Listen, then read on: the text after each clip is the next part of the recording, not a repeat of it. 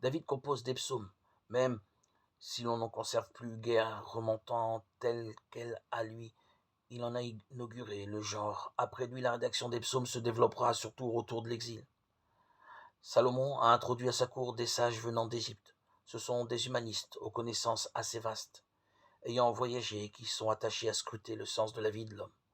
Sans se mêler directement des événements comme le font les prophètes, ils ont cependant un certain rôle politique car ils contribuent à l'éclat de la monarchie et de sa cour tant que celle-ci subsiste.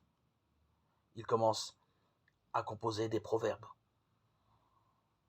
En 931, la période de gloire fut relativement courte.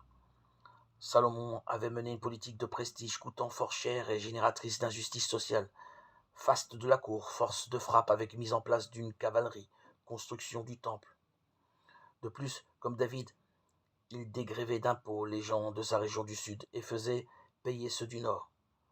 Aussi, à sa mort en 931, la maladresse de son fils suffit à provoquer une cassure irrémédiable. Le royaume subit la scission en deux. Salomon avait organisé le royaume en 12 districts, leur donnant à chacun un nom correspondant en général à sa géographie, pour montrer l'unité entre eux. Les auteurs de la Bible ont fait d'eux les 12 fils de Jacob. Et voilà que cette belle unité éclate en deux. Au nord, Israël avec 10 tribus, qui se donnera Samarie pour capitale. Au sud, Juda, avec 2 tribus, au très petit territoire mais fort de 2 éléments. Les rois descendants de David, considérés comme élus du Seigneur, et Jérusalem avec le temple, ont un site protégé par sa difficulté d'accès.